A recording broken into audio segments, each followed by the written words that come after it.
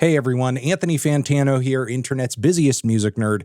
Hope you're doing well, and hope things aren't too chilly out there with the ICEMAN forecast. No, but seriously, Drake's new 3 albums are out, seemingly are doing very big numbers out of the gate. There's even a chance of all of these 3 records he has just dropped debuting in the top 10, which would be crazy, probably would be some kind of a record, and certainly would be a pretty good look in an era of the music industry where records and accolades are like the new prime obsession point. And if you want proof of that, look no further than your, average paid promo pop or hip hop stan account, which is day in, day out posting Spotify and streaming numbers and actively posting in what I like to refer as chart speak, essentially trying to troll for as many likes and interactions and reposts as possible by making every single bit of chart data for a particular artist or a genre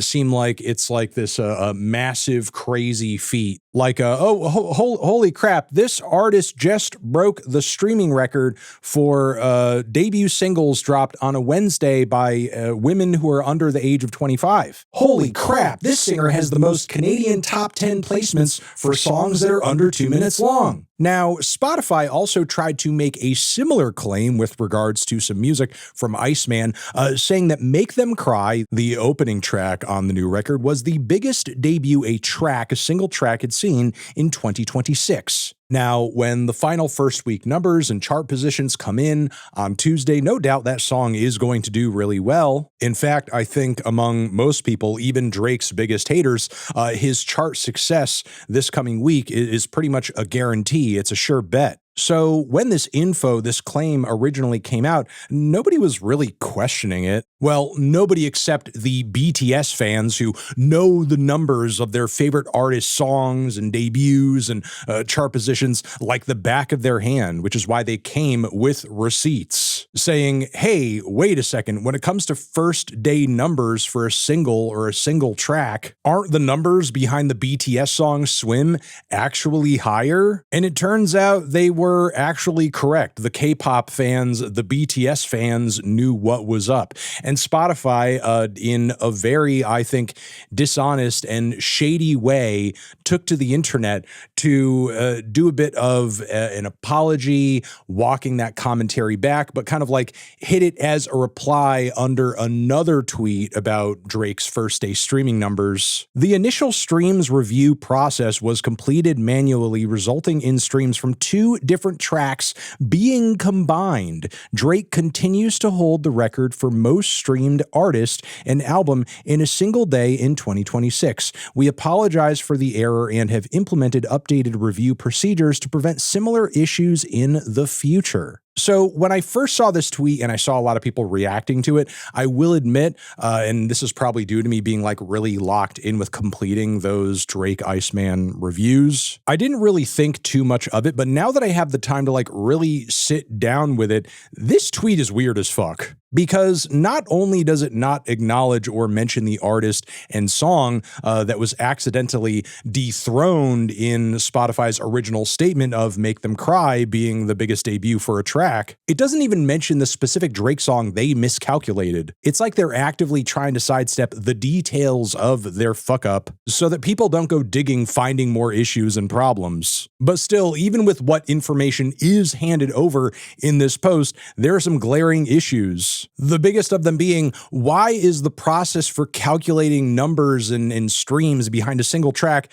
manual? I'm sorry, but aren't there pieces of computer code doing these calculations for Spotify in the same way they are for, I don't know, any given YouTube video on my channel? Like, I can go look at my ICEMAN review and see, currently anyway, there's 500,000 views on that, and I understand those views aren't being combined with any views from any other Drake review in my catalog. How are you accidentally combining the numbers of 2 wholly different tracks? Now, if I'm to put myself in the shoes of this, hypothetical person behind the scenes who is manually counting up these numbers, I think it could have gone one of two ways. Either one, maybe some numbers got combined looking at the total counts on maybe the first few tracks of the record because they're so close to each other or something, or take into account the fact that Make Them Cry shares a title that is similar to 3 other tracks on the album, and maybe this hypothetical person saw the Make Them Cry numbers and quickly glanced over at also the Make Them Pay numbers and thought they were the same or something. But still, even if that honest mistake is the case, this is embarrassing. This is stupid and goes against the continued narrative that Spotify and the music industry is constantly telling us, and that's that these streaming platforms and the numbers they give us are bulletproof. This is the industry standard now. This is for the best. None of the monthly listeners and accolades and chart positions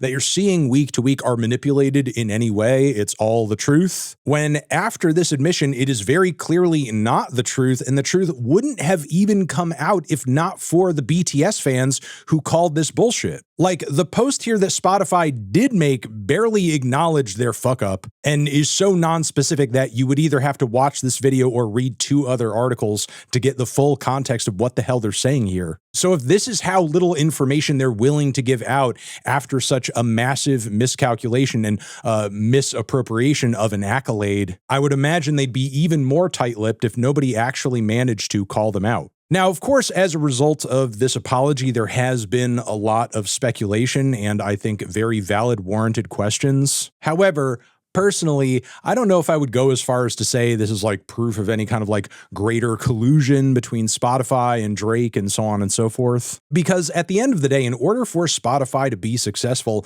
they have a vested interest in making it seem as if every big artist who engages in and posts music on their platform is doing huge numbers, going really viral, because that only further normalizes their platform and the very exploitative streaming model they helped create. Of course, every smaller artist who would hope to one day be in Drake's position is going to see Spotify as a necessity. And look, even though this information came out as a result of a bunk Drake tally, I have no presumptions here that Drake is the only artist who's seeing the benefit of such miscalculations. Chances are Spotify is drumming up all kinds of statistics and accolades for loads of major artists as a means of making Spotify look like a partner in their success. Believe it or not, a lot of these current music industry models are hanging on by a thread. Because truth be told, as much as artists like Drake and Taylor Swift at this point are happy enough to roll their albums out via these platforms, we're currently living in an era of the music industry where these artists have the means and have the resources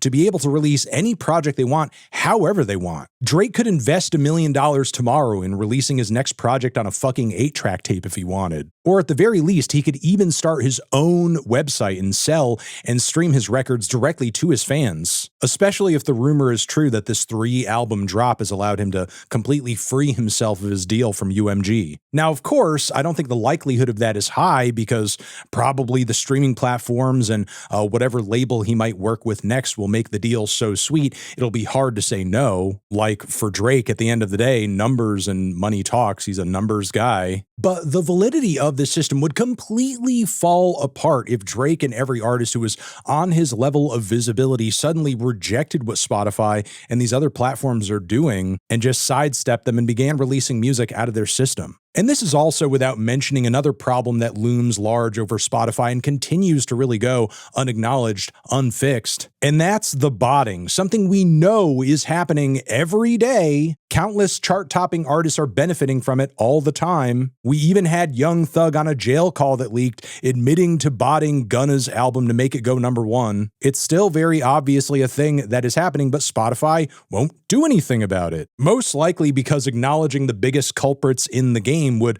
completely invalidate the streaming system. Let me know what you think about all this in the comments. I'm sure you will. Over here next to my head is another video that you can check out. Hit that up or the link to subscribe to the channel. Anthony Fantano, Spotify, miscalculations, forever.